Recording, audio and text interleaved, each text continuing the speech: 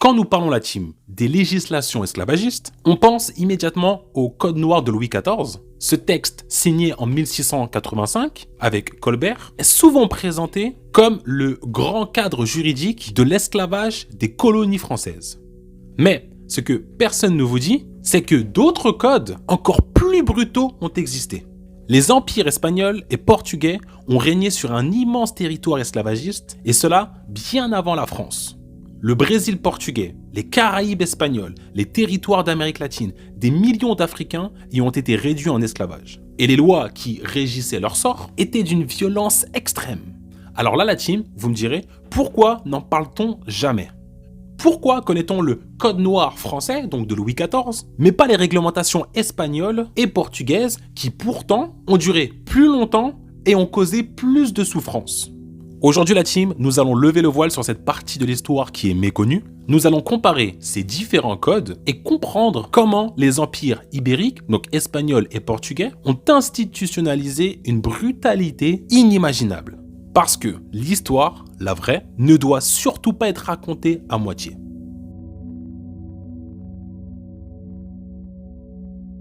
Le Code noir français, promulgué comme je vous l'ai dit en 1685, est souvent vu comme l'une des premières grandes législations sur l'esclavage.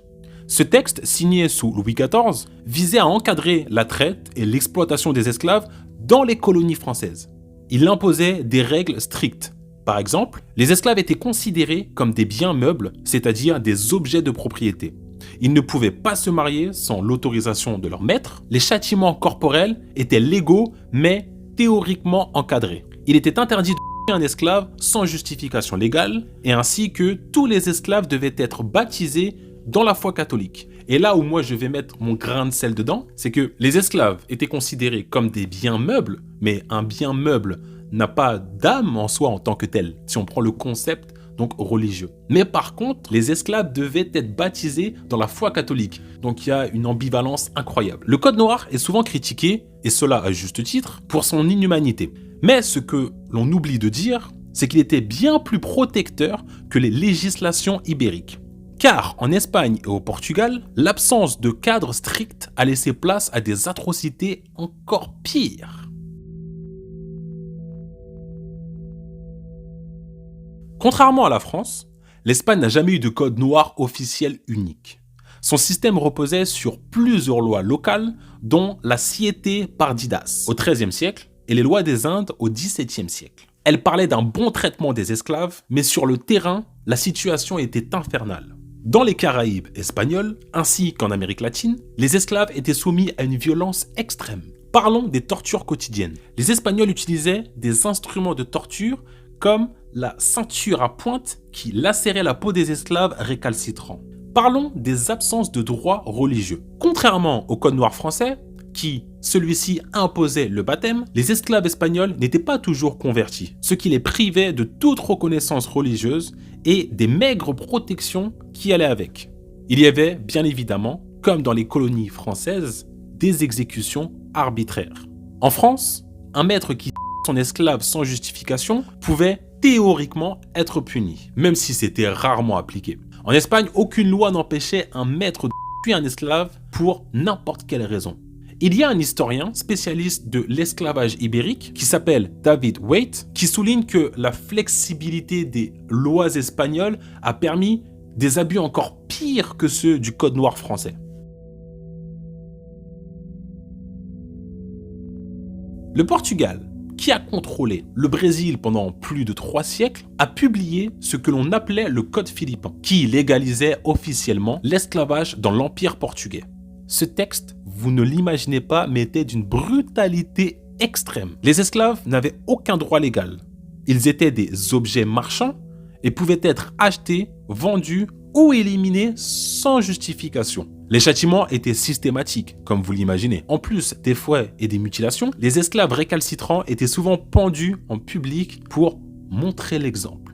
Les femmes esclaves étaient considérées comme des objets sexuels, contrairement au Code noir français qui interdisait officiellement les unions forcées. Au Brésil, les maîtres avaient un droit de cuissage absolu. Si nous prenons quelques chiffres, Les historiens estiment que près de 5 millions d'Africains ont été envoyés au Brésil, soit à peu près 40% de la traite transatlantique totale. C'est plus que n'importe quel pays, je vous le dis.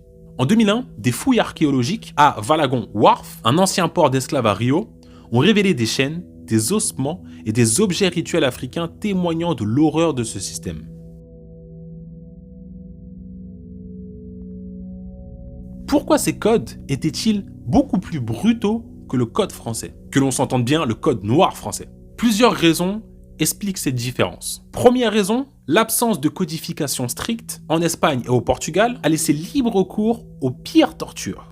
2. La durée de l'esclavage. Le Brésil a aboli l'esclavage en 1888, soit 40 ans après la France. Et troisième point, l'économie des plantations ultra-violentes. Les colonies ibériques, surtout le Brésil et Cuba, dépendaient énormément du sucre, une culture qui exigeait une main-d'œuvre massive et remplaçable.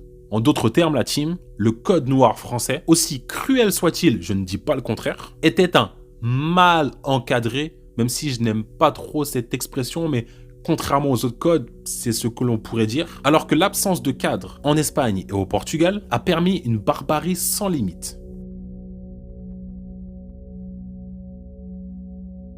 En conclusion, je vous dirais que l'on parle souvent du code noir français, mais jamais de l'esclavage sous domination des Espagnols ou des Portugais. Et pourtant, c'est bien en Amérique latine que l'esclavage a été le plus massif, le plus violent et le plus destructeur.